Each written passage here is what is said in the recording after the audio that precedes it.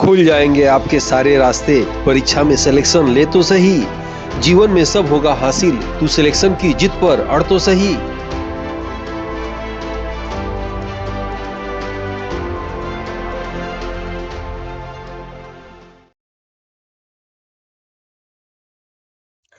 Aditya classes exam गुरु channel में आप सबका स्वागत है।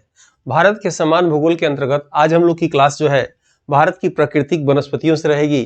तो आइए देखते हैं कि इस चैप्टर से आपके एग्जाम में प्रश्न कैसे आते हैं। जैसे आप जानते होंगे बिल्कुल हम लोग आखिरी चरण में चल रहे हैं।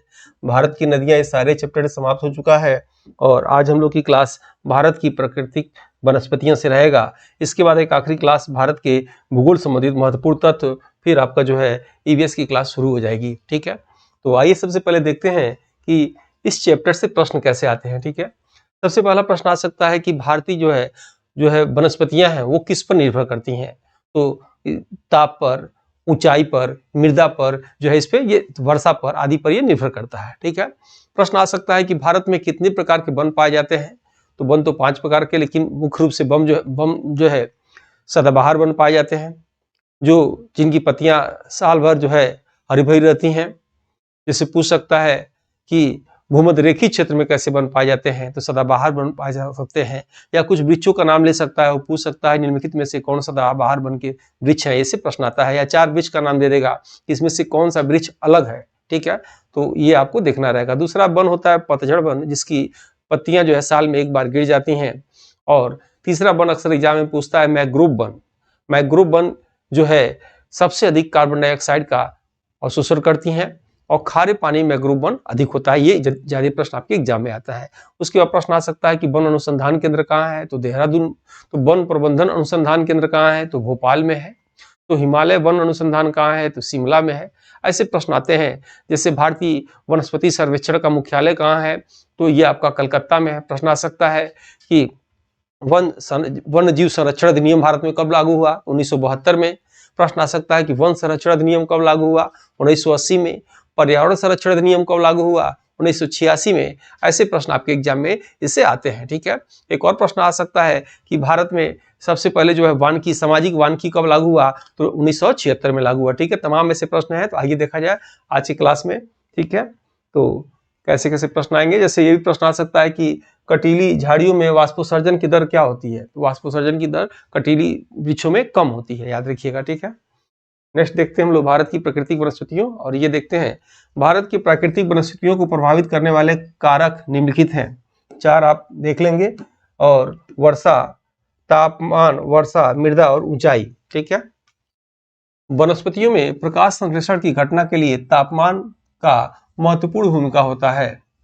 जिस स्थान पर वर्षा होती है वहां वनस्पतियां सघन होती है। बताया गया था कि जब ऊंचाई पे आप जाएंगे तो ऊंचाई पे क्या होता है, वनस्पतियां जो है विरल होती हैं, और मैदानी क्षेत्रों में वनस्पतियां क्या होती हैं, सघन होती हैं। ठीक है, ये भी प्रश्न आ सकता है कि मिट्टी का कटाव कहाँ अधिक होता है, तो जहां ऊंचाई होती है वहां मिट्टी का कटाव अधिक होता है, मृदा का अपरदन अधिक होता है, और वहां की वनस्पतियां विरल होती हैं। ये आप याद रखिएगा। ठीक है, जिस स्थान पर मृदा की मोटाई अधिक होगी वहां वनस्पतियां सघन होगी, जैसे मैदानी क्षेत्रों में। ऊंचाई वाले स्थानों पर मिट्टी का कटाव या मिट्टी का अपरदन होने के कारण वनस्पतियां विरल होती हैं। ठीक है, वही मैदानी क्षेत्रों में ऊंचाई वाले स्थान से मिट्टियां इकट्ठा होने के कारण वनस्पतियां सघन होती हैं। ठीक है, भारत में 5 प्रकार के वनस्पतियां पाई जाती हैं। ठीक है, और इसको वन भी कह सकते हैं, जैसे उष्णकटिबंधीय सदाबहार वन, उष्णकटिबंधीय पतझड़ या पर्णपाती वन, पर्वतीय वन, चौथा कटीली झाड़ियां वन, और 5वां मैंग्रोव वन। इसमें सबसे अधिक आपका एग्जाम में पूछता है सदाबहार वन, पर्णपाती वन और मैंग्रोव वन, ये ज्यादा आता है। अभी आपको हमने चर्चा भी किया। प्रश्न आ जाए कि निम्नलिखित में से कार्बन डाइऑक्साइड का अवशोषण सबसे अधिक कौन करता है, तो मैंग्रोव वन, याद रखिएगा। ठीक है, और ये किस पानी में होता है, खारे पानी में होता है। नेक्स्ट आते हैं हम लोग, ये टेस्ट सीरीज आपका जो है जल्द ही ये 999 से 1299 में ये होने वाला है। जिसको लेना है ले सकते हैं। इसमें आपको पहले ई पीडीएफ को हल मिलेगा, ई पीडीएफ पे आपको वीडियो मिलेगा, इसी वीडियो पे वे आपको वीडियो बाय टेस्ट मिलेगा, फिर आपको फाइनल टेस्ट होगा, और फिर आपको जो है जीएस में पूर्णता आएगी। इसमें ये सारी सुविधा है, आप चाहें तो देख सकते हैं। भारत की वनस्पतियों के अंतर्गत जैसे जैसे ऊंचाई बढ़ेगी वर्षा की मात्रा भी कम होगी। ठीक है, ऊंचाई होगी तो वर्षा की मात्रा कम क्यों होगा? क्योंकि तापमान कम होगा। ऊपर जाने पे तापमान क्या होता है? कम होता है, और नीचे जाने पे तापमान बढ़ता है। और जब तापमान कम होगा तो क्या होगा? वाष्पोत्सर्जन कम होगा।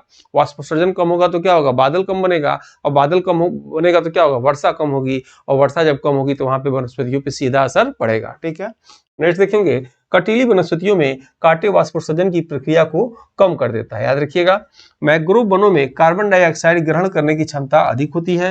इंपॉर्टेंट है, आ चुका है। मैंग्रोव वन या अनूप वन या कच्छ वनस्पतियां खारे जल में पाई जाती हैं। ठीक है, और जो है भारत के राज्यों में मैंग्रोव वन पश्चिम बंगाल, याद रखिएगा, सबसे अधिक क्षेत्रफल में कहा? पश्चिम बंगाल, गुजरात, अंडमान निकोबार, आंध्र प्रदेश, महाराष्ट्र, तमिलनाडु में पाया जाता है। देवदार वृक्ष की लकड़ी से रेलगाड़ी का स्लीपर बनता है। जो इस बुक में 1 से 6 यूनिट तक के सिलेबस के अनुसार प्रश्नों का समावेश है। 4 बुक में 80 मॉडल पेपर हैं। एक मॉडल पेपर में 30 प्रश्न है, जिसमें आज तक के करंट अफेयर से लेकर सभी 1 से 6 यूनिट के प्रश्न को अपडेटेड कर दिया गया है। सभी प्रश्नों का यूट्यूब पर व्याख्या सहित रिकॉर्डेड क्लास आप देख सकते हैं। कुल 4 बुक और 1 ओमार की बुक यानी 5 बुक सेट और डिलीवरी चार्ज लेकर कुल 926 रुपये MRP बनती है। परंतु अभी ऑफर में और सभी वर्गों के छात्र छात्राओं को ध्यान में रखकर अमेजन के माध्यम से यह मात्र 499 रुपये में आपके घर तक पहुंच जाएगा। कोई अतिरिक्त चार्ज नहीं देना होगा, जो एक सीमित समय के लिए है, जो मार्केट का सबसे अच्छा और सबसे सस्ता बुक है। हिंदी प्रश्न के आगे अंग्रेजी में प्रश्न दिए हैं ताकि कठिन शब्दावली को समझने में आसानी हो।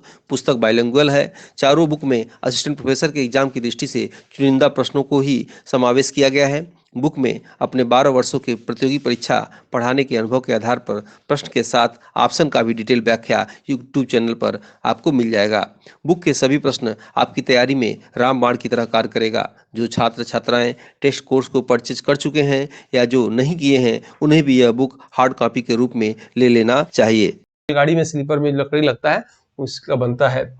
ऐसे वन जो वर्ष के एक निश्चित समय में अपनी पत्तियां गिरा देते हैं, उन्हें पर्णपाती वन के नाम से जाना जाता है। सदाबहार वन उन वनों को कहा जाता है जो वर्ष के अलग अलग समय में अपनी पत्तियां गिराते हैं। सदाबहार वन हमेशा हरा भरा दिखाई देते हैं। सदाबहार वन के अंतर्गत बांस, केला, राजूट, महोगनी, चंदन, रबड़, नारियल आदि आते हैं। ठीक है, प्रश्न ऐसे आ सकता है कि निम्नलिखित में से कौन सा वृक्ष जो है अन्य से भिन्न है?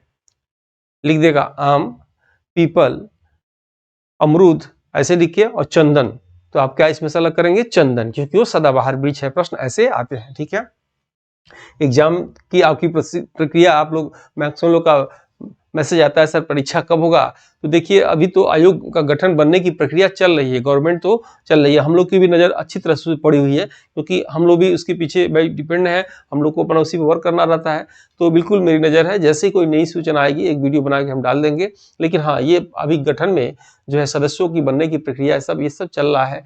और जैसे मुझे लग रहा है कि आयोग का गठन हो जाए, परीक्षा भले ही 2-3 महीने बाद कराएं, लेकिन ये लोग एग्जाम डेट घोषित कर देंगे। और सबसे पहले प्राथमिकता रहेगी, जैसे कि न्यूज़पेपर में भी न्यूज आ रहा है कि जो पेंडिंग एग्जाम है उसको कराया जाएगा। ठीक है, तो नई वैकेंसी तत्काल आए न आए इसकी बात तो मैं नहीं कर सकता, क्योंकि ये जरूर निकला था पेपर में कि जैसे ही आयोग का गठन होगा, जो पुरानी परीक्षाएं हैं उनको प्राथमिकता पहले दी जाएगी, कराई जाएगी। ठीक है, नेक्स्ट देखते हैं। फॉरेस्ट रिसर्च इंस्टीट्यूट का मुख्यालय देहरादून में, याद रखिएगा। Indian institute of forest management का मुख्यालय भोपाल में है। हिमालय फॉरेस्ट रिसर्च इंस्टीट्यूट का मुख्यालय शिमला में है। Rain forest research institute Jorhat Rajasthan में है। और भारतीय वनस्पति सर्वेक्षण का मुख्यालय कलकत्ता में है। ठीक है, और लखनऊ में भी है एक वनस्पति का, आपको कमेंट बॉक्स में बताना है कौन सा लखनऊ में मुख्यालय है। स्वतंत्रता के बाद राष्ट्रीय वन नीति 1952 में प्रथम बार लागू हुआ, याद रखिएगा। 1952 के वन नीति को संशोधित करके राष्ट्रीय वन नीति 1988 की घोषणा किया गया। केंद्र सरकार द्वारा निम्नलिखित अधिनियम लाया गया। कौन कौन लाया गया इसमें देखेंगे। सबसे पहले वन संरक्षण अधिनियम, याद रखिएगा 1980। वन जीव संरक्षण अधिनियम 1972 में, याद रखिएगा। और टाइगर प्रोजेक्ट कब आया था? 1973 में आया था। ठीक है, कमेंट बॉक्स में बताइए हाथी परियोजना भारत में कब आई थी। उसके बाद पर्यावरण संरक्षण अधिनियम 1986 में, सामाजिकी वन की 1976 में, राष्ट्रीय कृषि आयोग का स्थापना 1972 में होता है। और जो है इसी के साथ जो है आज की क्लास ये समाप्त करते हैं। मिलते हैं हम लोग नेक्स्ट वीडियो में। जय हिंद, जय भारत।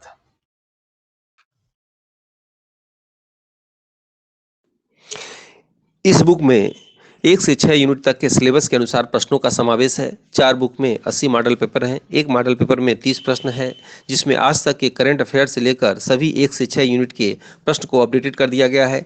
सभी प्रश्नों का यूट्यूब पर व्याख्या सहित रिकॉर्डेड क्लास आप देख सकते हैं। कुल 4 बुक और 1 ओमार की बुक यानी 5 बुक सेट और डिलीवरी चार्ज लेकर कुल 926 रुपये MRP बनती है, परंतु अभी ऑफर में और सभी वर्गों के छात्र छात्राओं को ध्यान में रखकर अमेजन के माध्यम से यह मात्र 499 रुपये में आपके घर तक पहुंच जाएगा। कोई अतिरिक्त चार्ज नहीं देना होगा, जो एक सीमित समय के लिए है, जो मार्केट का सबसे अच्छा और सबसे सस्ता बुक है। हिंदी प्रश्न के आगे अंग्रेजी में प्रश्न दिए हैं ताकि कठिन शब्दावली को समझने में आसानी हो। पुस्तक बाइलिंगुअल है। चारों बुक में असिस्टेंट प्रोफेसर के एग्जाम की दृष्टि से चुनिंदा प्रश्नों को ही समावेश किया गया है। बुक में अपने 12 वर्षों की प्रतियोगी परीक्षा पढ़ाने के अनुभव के आधार पर प्रश्न के साथ ऑप्शन का भी डिटेल व्याख्या यूट्यूब चैनल पर आपको मिल जाएगा। बुक के सभी प्रश्न आपकी तैयारी में रामबाण की तरह कार्य करेगा। जो छात्र छात्राएं टेस्ट कोर्स को परचेज कर चुके हैं या जो नहीं किए हैं, उन्हें भी यह बुक हार्ड कॉपी के रूप में ले लेना चाहिए।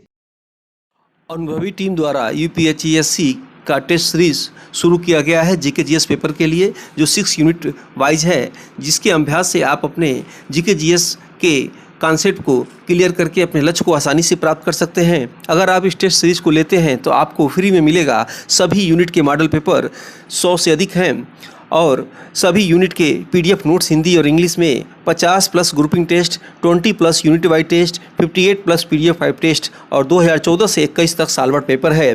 इसके लिए आपको नई जानकारी के लिए टेलीग्राम ग्रुप पर आप जुड़ सकते हैं।